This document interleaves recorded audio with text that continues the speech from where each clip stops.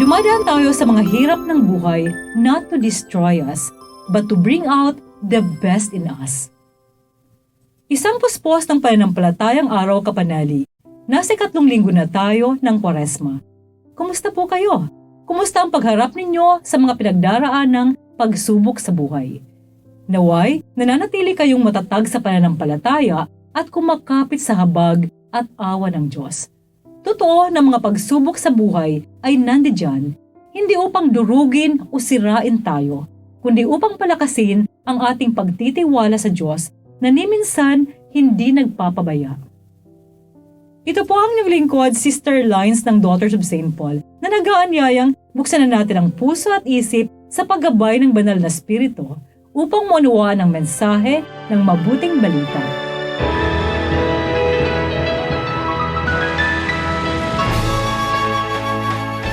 Malapit na noon ang Pasko ng mga Hudyo at umahon pa Jerusalem si Jesus.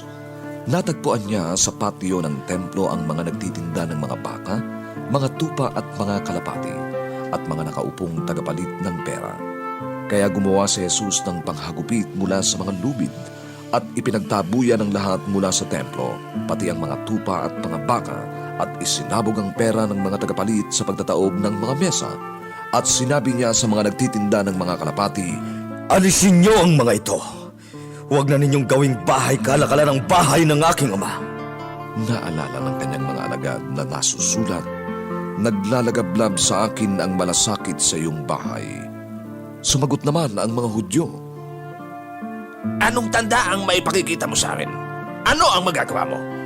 Sinagot sila ni Jesus, "Gibayin ninyo ang templong ito at ibabangon ko ito sa 3 araw." Sinabi naman ng mga Hudyo, 46 na taon nang itinayo ang templong ito at ibabangon mo sa loob ng 3 araw?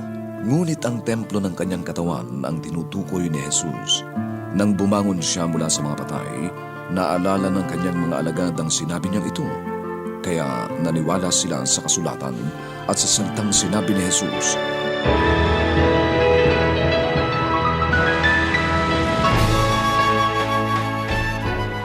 You cannot keep a good man down. Bagamat si Jesus ay Diyos, tandaan na siya rin ay tao. Gayunpaman hindi siya kayang talunin ni numan kahit ng kamatayan.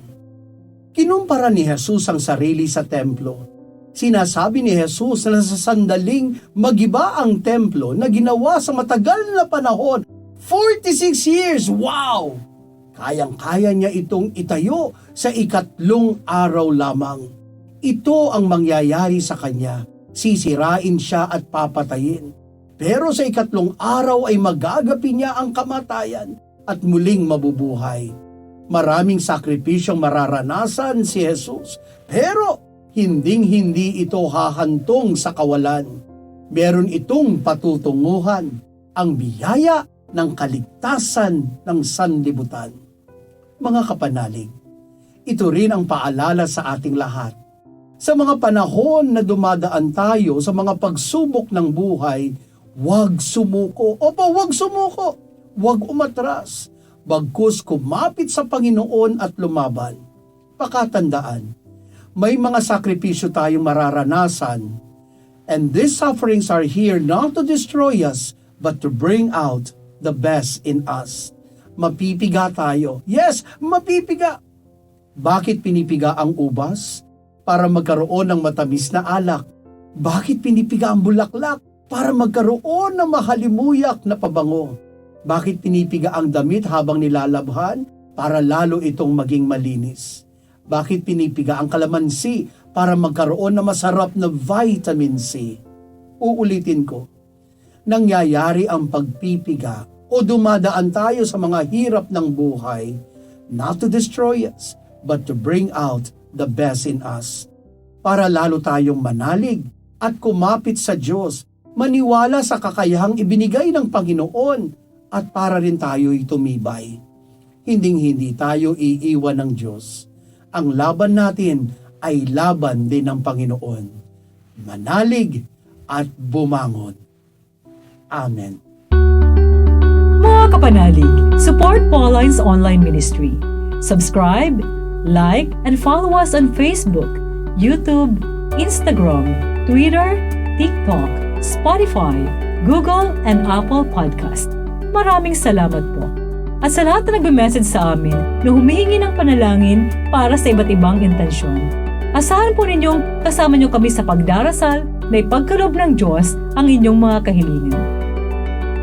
Ito po muli si Sister Lines ng Daughters of St. Paul na nagpapaalalang walang hanggang pag-ibig ng Diyos ating pagnilayan. Bugtong na anak, hindi ipinagkait para sa ating kaligtasan.